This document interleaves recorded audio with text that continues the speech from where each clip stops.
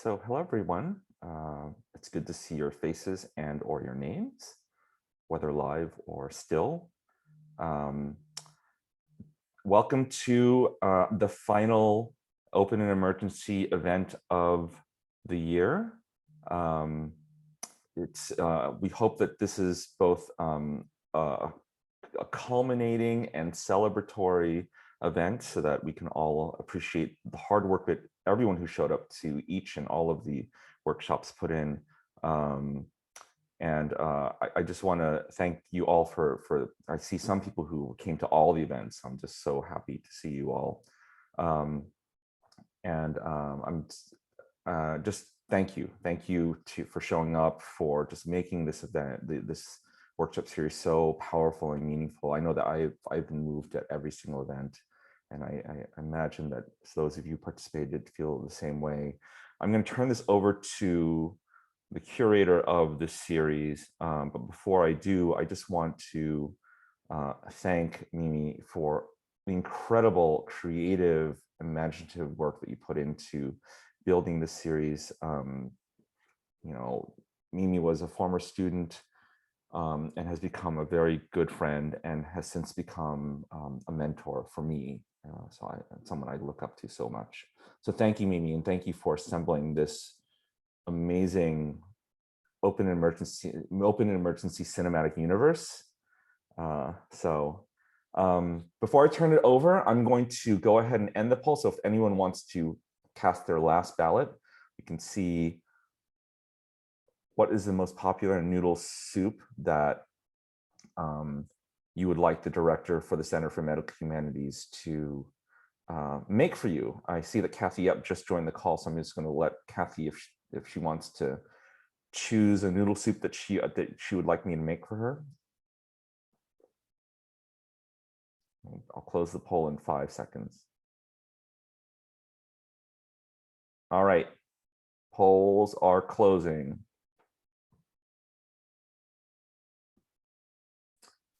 And as one might imagine, ramen doesn't take on a clear-on majority, but takes to the plurality.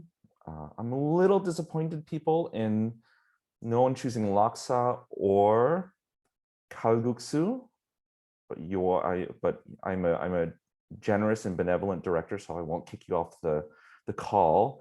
And I'm very glad to say that no one chose the wrong answer. If you chose burger, be immediately expelled. So, all right. As our way into beginning this event, why don't we all, whether with our human hands or electronic hands, give Mimi a round of applause as she introduces our workshop leaders and our big reveal.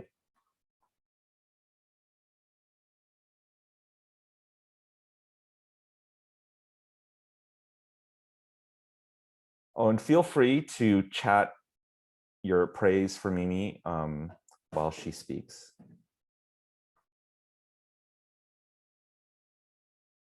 We can't hear you though.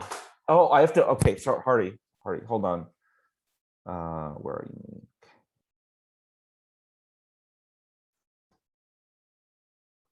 Okay, now try it. Okay, I'm unmuted now. I was trying to sign help. Sorry. Thank you so much. Oh, this is so lovely to see so many beloveds on this call. Thank you so much for joining. Thank you for Jim for finding money to do this series and for ushering it through. Especially, I remember early on, we're like, it's a fucking pandemic. Do we have the spoons to do this? And how do we do this in a way that is as low spoons as possible? I remember was how we talked about it, but also like meaningful, right? Like how do we make it actually help us survive during this time without taking too much from us? And I think we were able to find a kind of balance there.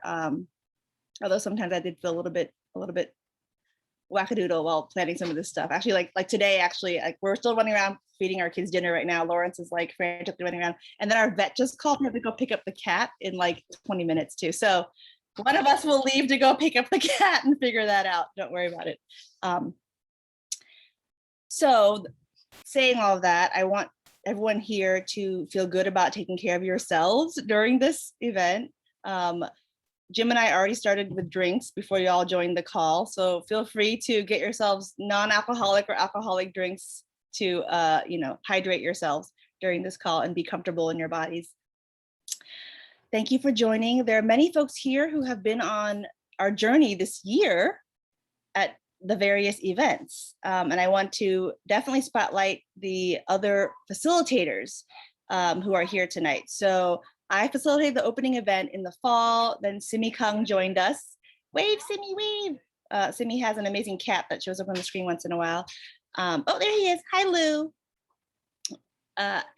Joined us for an event she did in the fall as well. And then in the winter, Yanyi, who I don't think is here, facilitated an event. And then Shana Haydock, who is here, facilitated an event. And each one of these events really built upon each other and created space for us to think about what our feelings are and what the structures that are shaping our lives right now during the pandemic.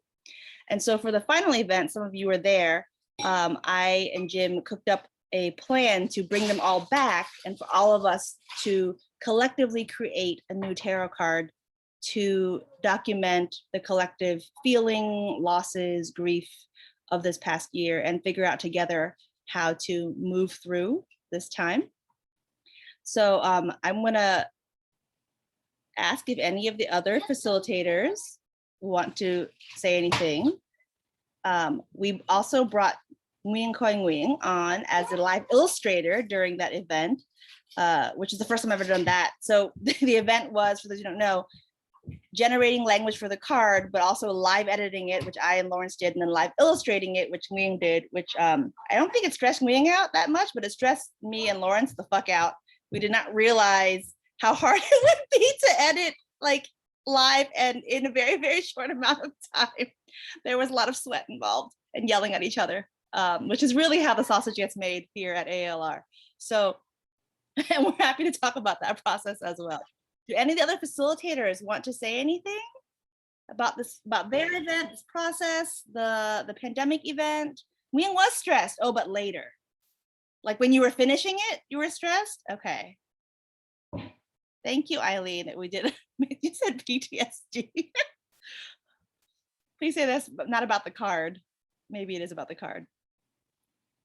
Any other thoughts? I mean, I'll just say that this space has been really beautifully generous. And that's to you and Jim and Joanne and Sam, really producing a space that allows for a lot of, sorry, Lou's climbing in around and under me over here. There's some pause involved. Yeah, it's a lot of pause. But I felt really safe being vulnerable and bringing folks into their own vulnerable space, and that was down to y'all. So thank you. It's really wonderful. Thank you. Thank you.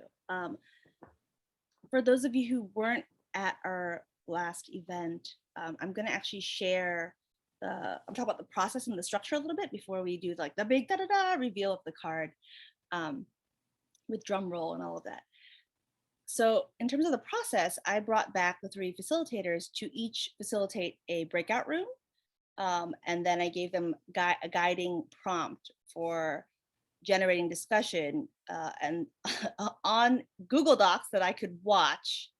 And then I did that crazy thing where I watched 3 Google Docs self-populate very quickly and thoroughly, and then took those and started what I call Frankensteining it into a tarot card. And then jumped around the different breakout rooms to listen in on the conversations. And Nguyen also jumped around in the different rooms to listen to conversations to get a sense of what kinds of imagery would go with this card. So I'm going to share the Mad Libs as a refresher for those who were there, and just to show those who weren't there what that looked like. And I have to remember to make it bigger because I can never see when people share stuff on their screens because my eyes. Okay, So this is the Mad Libs that I created for the event. And I'll read some of it out loud. So all the tarot cards that I've done start, or almost all except one, start with the line, the name of the card is the number in the major arcana. So we decided the pandemic would be the 30th card because that's where the Asian American tarot cards are currently leaving off. The most recent card is the student, and that's the 29th card. So the pandemic is the next card in that sequence. And then I created a bunch of Mad Libs for people to fill in ideas, feelings, imagery. And I created these in a loose structure, a 3-part structure. So most of the tarot cards follow a structure where the beginning of the tarot card tells you what the card means. The middle of the card gestures to some of the imagery that would appear on the front side of the card and the meaning of some of that imagery. And we had writers in the past tarot cards, writers work with artists collaboratively to create that. And then the end of the card is meant to be the directive, the imperative. Like, what do you do when you draw this card? What does it mean for you? Because we wanted these cards to be usable as a practice. And so I loosely created that structure for this Mad Libs. And I wanted to get at what the pandemic has felt like. So I use words like remembering, missing, scared. I like to play with like a double blank structure sometimes. I think that can create really interesting ideas. So when I hear blank, I think of blank to try to create a relationship there. And then I have a couple lines about imagery, and then the bottom part is what happens when you draw the card. It means blank, it teaches you blank. I played a little bit with the SAT analogy formulation that is very traumatizing to all of us, but in a different context, I think can be really playful and fun. And then I felt like I wanted the card at the end to have something that felt like agency, something you can do, because I think so many of us have felt helpless during the pandemic. So what do you do? What do you want to know or remember or ask yourself or tell yourself when you draw this card? What does this card ask you to do for yourself? And so that's why I wrote the last 4 fill in the blanks. Okay. And I didn't talk about this at the event because I didn't want to like color it too much by my thinking around these things. So I'm happy to talk about it now. Any thoughts or questions? Or just responses by seeing a little bit of how the sausage gets made? So I have a question, if I may. Sure. What made you or your collective choose like tarot as a format or as a like medium? That is a great question. So because you don't, oh, here's Lawrence, he's appearing. When we first started the tarot project, a lot of people asked us, like, what does tarot have to do with mental health? It did not seem like a natural connection. And most people's familiarity with tarot is through it as a divination practice. And that's actually how I first encountered tarot as well, was watching somebody give tarot readings. A friend of ours, who's also a scholar, Long Bui. And Long was giving tarot readings at AAAS, at Asian American Studies. And Lawrence and I were like, what is happening? He is giving tarot readings, it's downtime, everyone's drinking, right? Because that's really the point of the conference. So people are drinking, downtime, after sessions are over. He's doing tarot readings and we were having so much fun. They were really uncanny and freaky and hilarious too, because Long is both uncanny and hilarious. And when Lawrence and I were watching this, we were like, there is something happening here, right? Like, how do we understand what's happening? The cards are, of course, fun, but look at all this vulnerability, sharing, meaning making, storytelling that's happening around these cards. Look at the community that's being built. Also, look at how this couldn't happen in the actual sessions, right? There's a delineation between the scholarly part of the conference and this other community building kind of magic that's happening afterwards. We wanted to think more about that. Like, how do we do more of that, create those things, and how much more meaningful would it be to use tarot cards that are actually draw from Asian American experiences and Asian American studies knowledge, because tarot cards traditionally are medieval Italian playing cards, which I like to say that means is white as fuck, right? And so it comes out of that history. What does it look like then to try to reclaim that and make something of our own, right? A kind of decolonial practice. And so Lawrence and I said, let's make our own tarot cards. Let's make Asian American ones.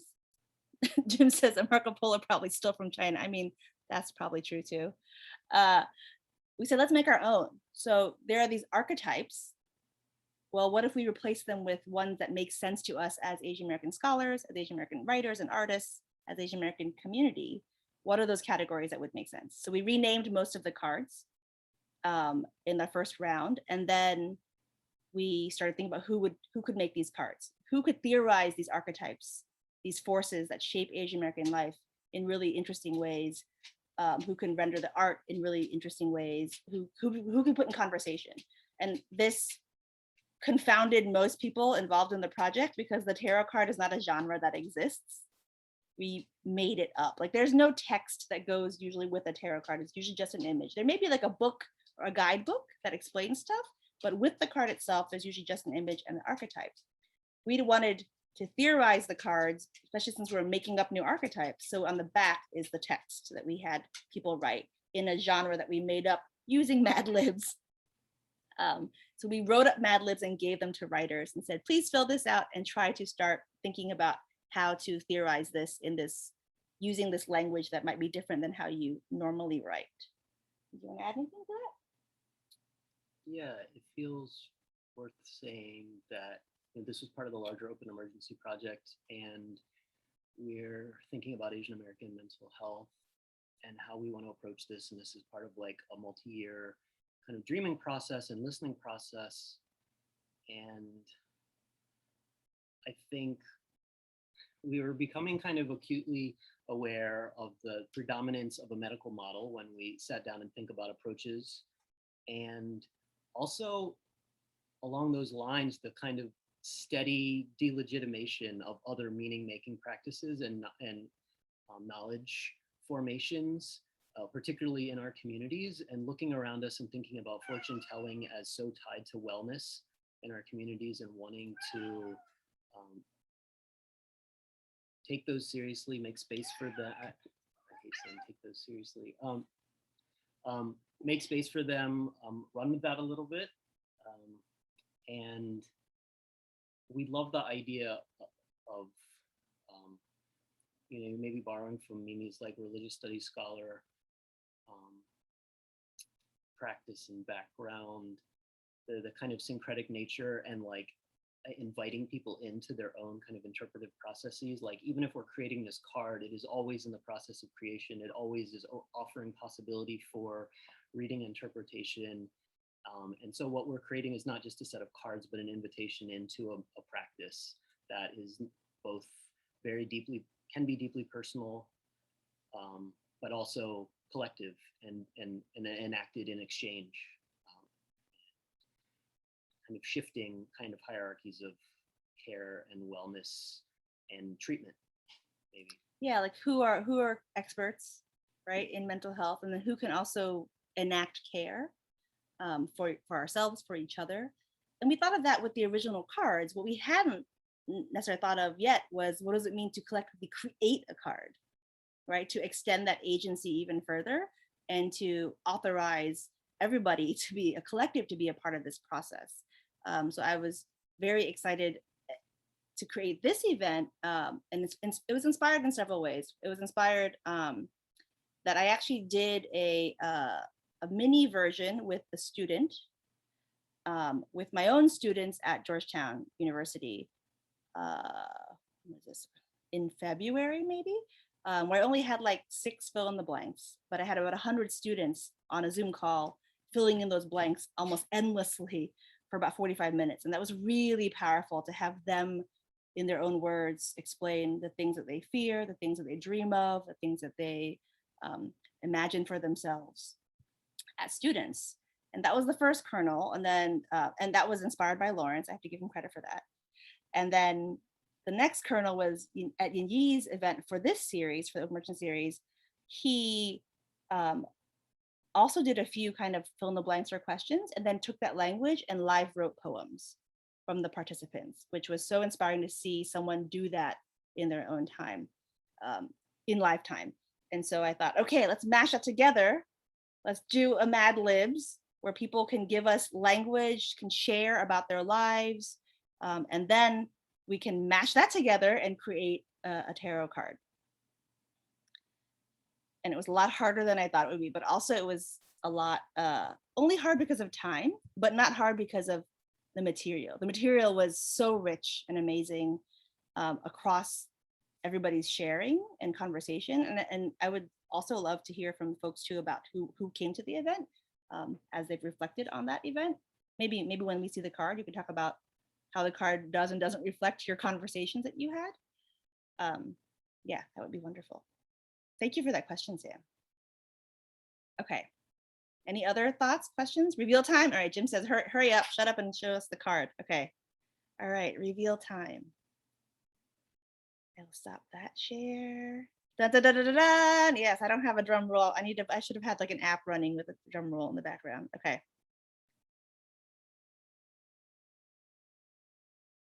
The Pandemic Tarot card.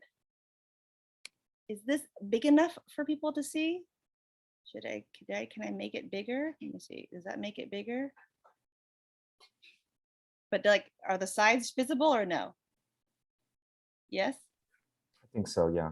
You think so? Okay, I can't see it on my end, so. Okay, this is the Pandemic Tarot card. I'm gonna read the bottom actually caption first.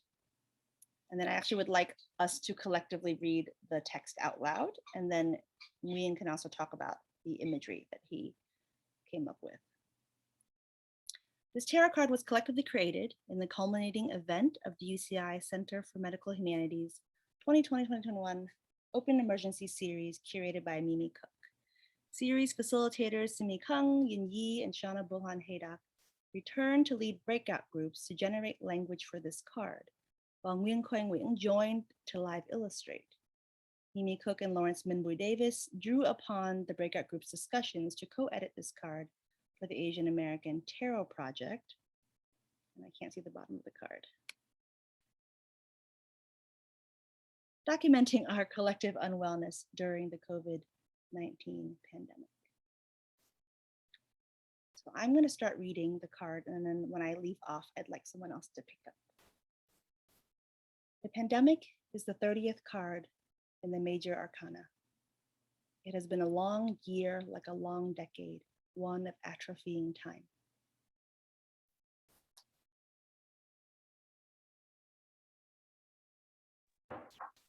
We miss the way it feels to walk in a city, in the current of everyone going somewhere. We don't remember why certain things felt important in the before times. Do remember seeing a classmate in a casket on YouTube live stream. The pandemic unmasks the lie of the word essential. Who provides care? Who deserves care? Death visited disproportionately on the poor, the Black and brown, the lower caste. Returning to normal is an impossibility, brimming with longing and terror. In the center of the card is a discarded mask, an iPad by a hospital bed. Say our goodbyes however we can. Toilet paper has become a totem of survival, sweatpants an emblem of refusal, sourdough a gift of renewal. All things will pass like a kidney stone. When will we hold our brother's hand again? Will our kids remember this as the worst time of their lives, or as something strange and tender? Will our dogs forgive us when we return to work? Drawing the pandemic card in a reading means a portal is opening. Where it leads is unclear. But remember, people have always slept in doorways, huddled under them during bombings. Who knows if the pandemic will ever end? A collective card. Thank you. That was really wonderful reading it collectively. Thank you so much for that reading. We're going to talk about it some, but I want to now look at the image together.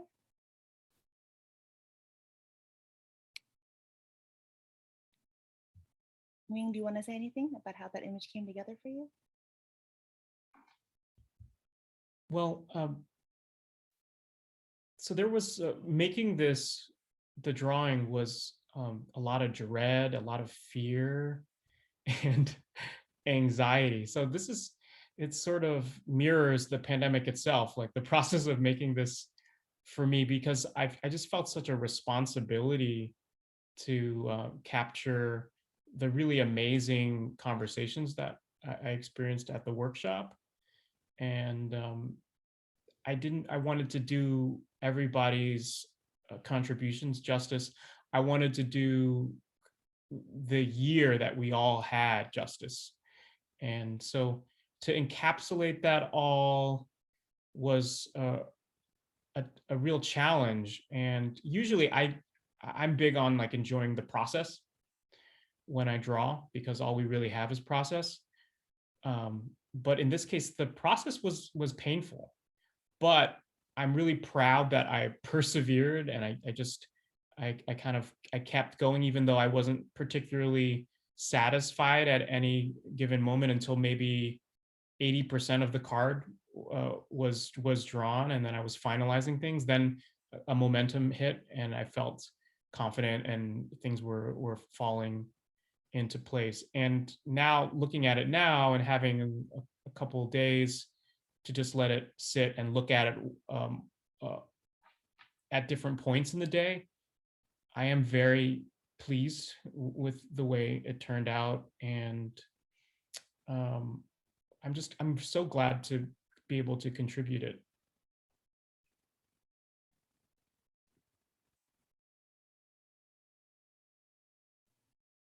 Thank you. Oh, it's so interesting to hear you say how hard the process was.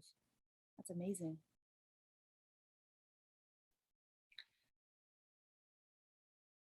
What do you want to do? You want to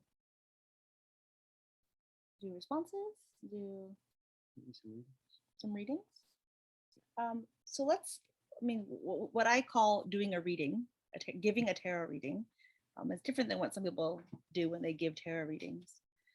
When I give a tarot reading with these tarot cards, we read the card out loud like we did, and I basically ask folks like, what resonates, what line stands out for you, how do you feel, what does it mean to you right now to read this card?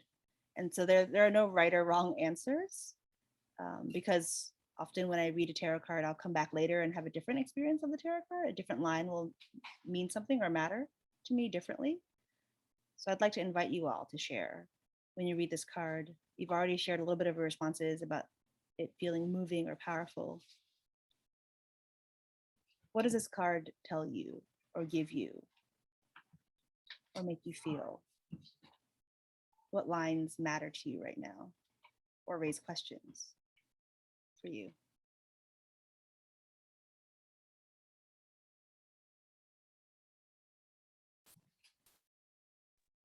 Folks are welcome to unmute themselves and share with your mic as well as the chat.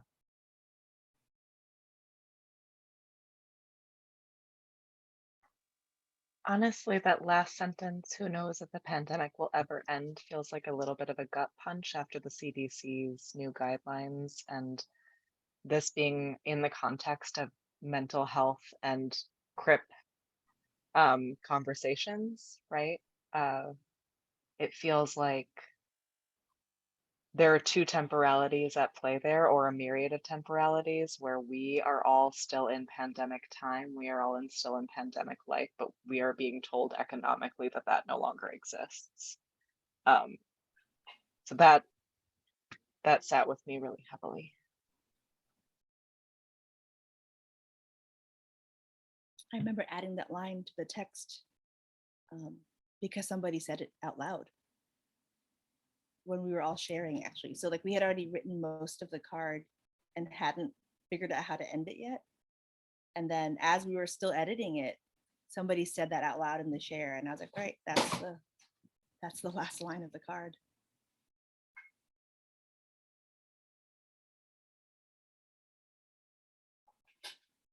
I like Jim's comment here about mental illness has been the parallel pandemic.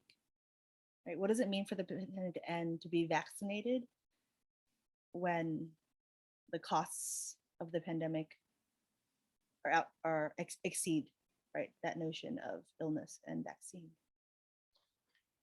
Yeah, I've been, I mean, that sense of when will the pandemic end, or if it will ever end, or, I mean, that's just been my running thought throughout this entire situation. And right now it feels very dissonant because, I mean, because my family and extended family in India are really suffering with the pandemic, and so many friends and people I know and so many people I don't know all over the world are suffering, and you know, like there's this really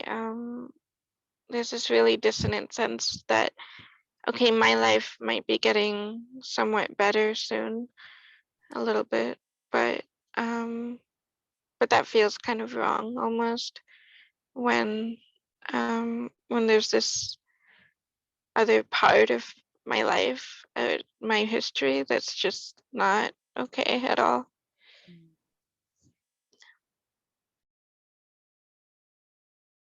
Thank you.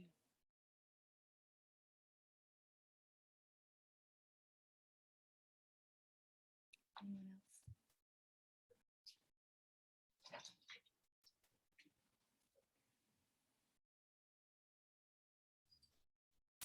Thinking about what Shauna or Shana was saying about endings and beginnings and how they can coincide.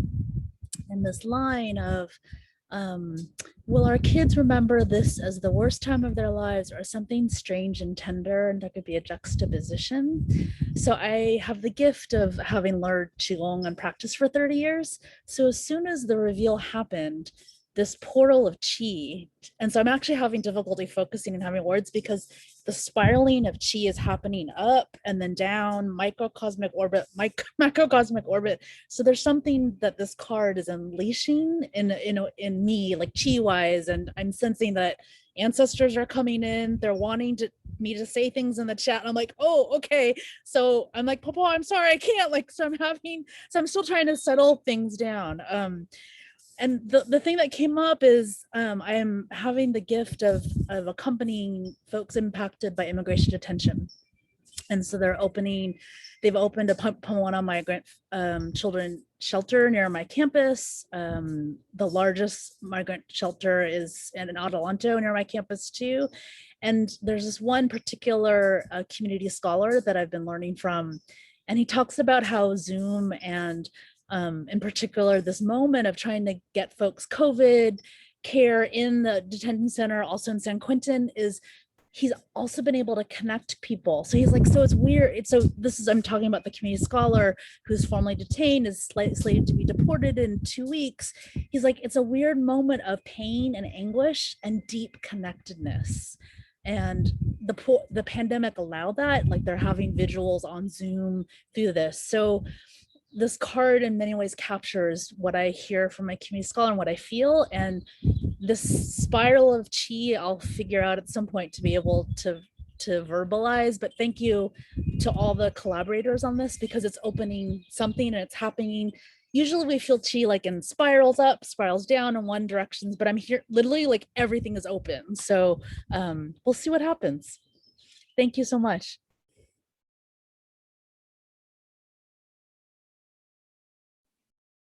Thank you so much. Okay.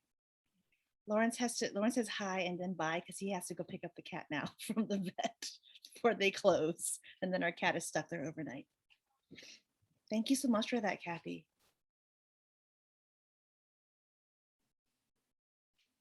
Any other thoughts or feelings? Yeah, Oh, go ahead. Go ahead. Go ahead.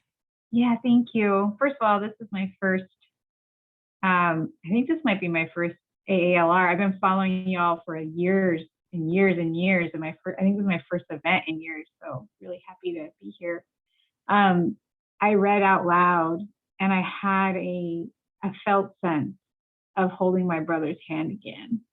I haven't held his hand for a year and a half, and he's in LA and I'm in Oregon.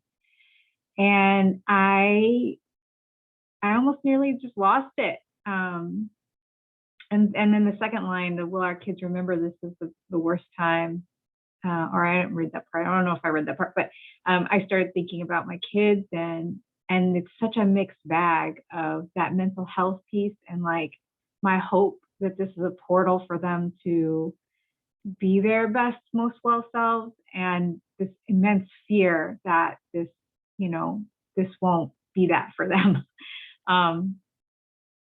So yeah, I just want to say thank you. Thank you for the opportunity to reflect and be here with you all as I think about going home to San Diego and seeing my parents soon.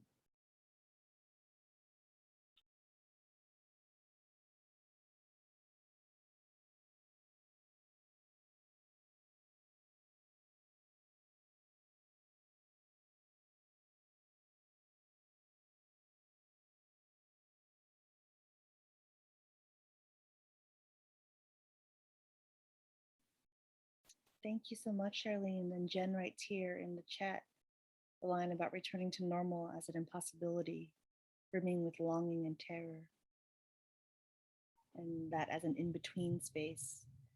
I love this line. Lawrence came up with the particular words of this line, but the feelings of it were everywhere throughout the documents during the event. It was in every document and multiple times in multiple ways and all different kinds of language around wanting normality, but then also like, what the fuck is normal, right? And what are we going back to if we're trying to return to something?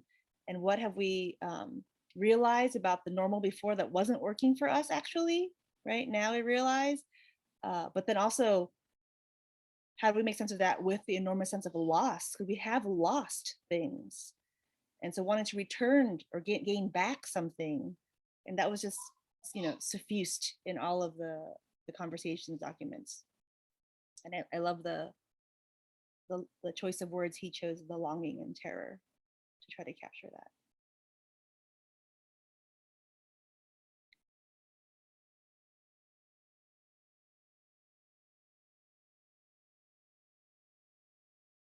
Part of me really wishes y'all could have seen us. I mean, you sort of saw us like silently like yelling at each other on the screen, but so part of me really wishes y'all could have seen the process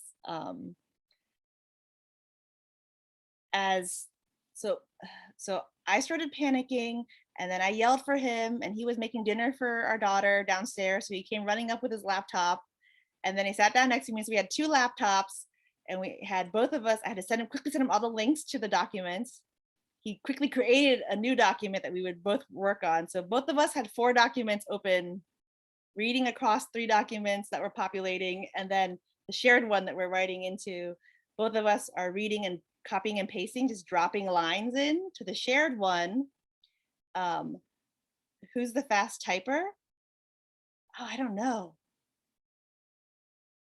Well, here's what's interesting. We kind of fall into slightly different roles. So both of us were pulling lines, but he immediately started the Frankensteining, which is kind of where Lawrence's brain goes, right? He immediately starts trying to put it together.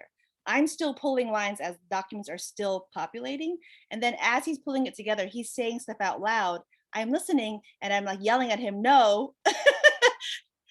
And I'm overseeing it as I'm reading the new lines, but then telling him yes or no on the things that I like and don't like about the ideas that he has about how to craft it, right? So then we had to like make decisions like which lines to choose, which ones to combine or massage, right, or revise, which ones to keep verbatim. We had like a very quick debate about whether to write it in I or in we, because the original document is everything is in I. And we decided to change to we for the card, right, for the collective. And that was like a definite like very quick snap decision, I or we? And I go, we. And he's like, okay. And then he's going to change everything to we as he's writing it. And then figuring out the order, like, do we want it in this order, want in that order? of all the different imagery people were generating, which ones do we like, but also knowing that Nguyen was going to pick maybe possibly different images as well. So having to think about, you know, open to the possibility of the images that Nguyen would pick. And then we had the draft that we read to you all. We sort of finalized it. Lawrence finalized it with me like over his shoulder. We read it to you all. And then we were on such an adrenaline rush after that, after the event ended. He could not stop editing for the next hour and a half after the event. So it's, you know, it's 8:30, 9 p.m. our time, right? I'm putting like daughter down to bed. He is still editing, like tweaking things. Would not let it go. And I'm like, it's time for bed. I don't want to read it anymore. But he's, no, I made one more change. And so then we basically finished it that night because that energy kind of sustained us and pushed us through another hour and a half to 2 hours of like tweaking and getting it to the word count and making sure that we captured all the ideas that we wanted to, and the feeling, all the feeling that we experienced during the event. So you get to live a little bit vicariously through that, just me describing it. Thank you, Kathy. Thank you for sharing. Thank you for being here.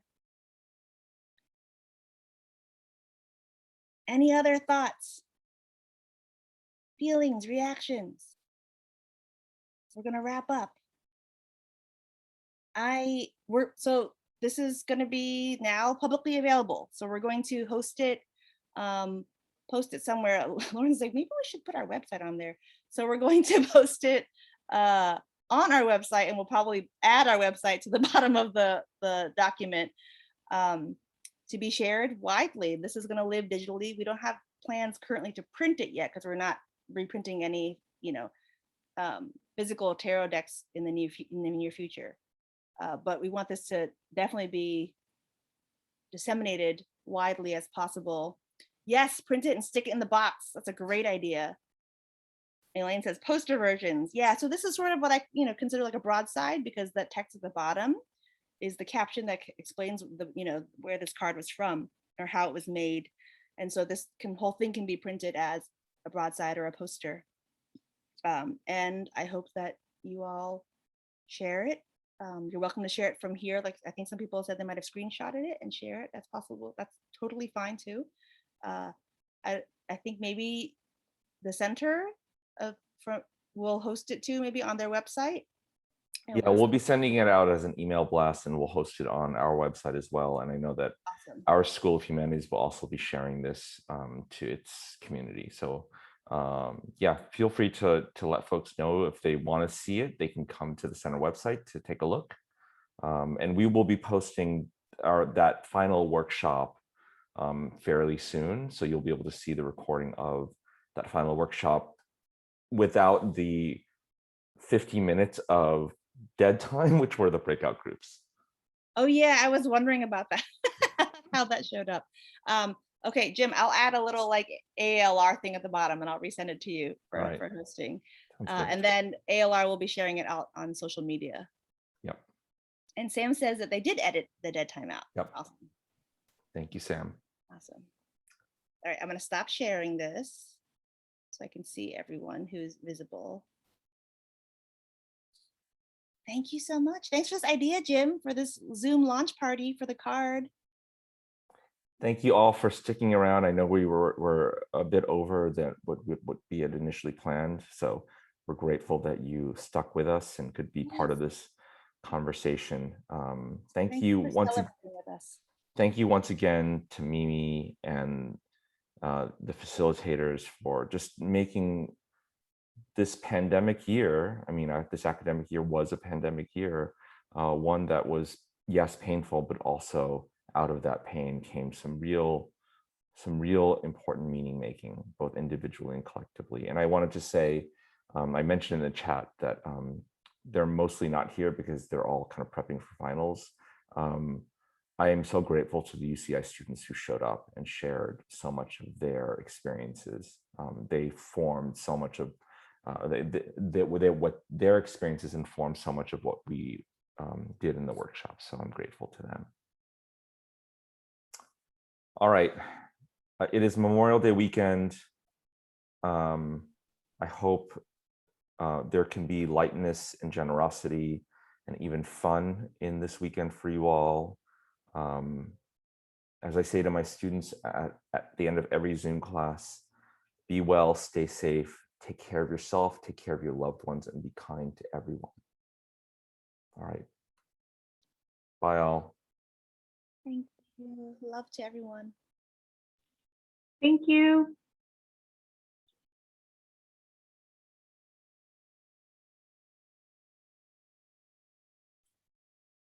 Amy, you want to stick around for one more minute? Sure. It's so pretty. I just wanted to say that y'all did such a great job. Thank you.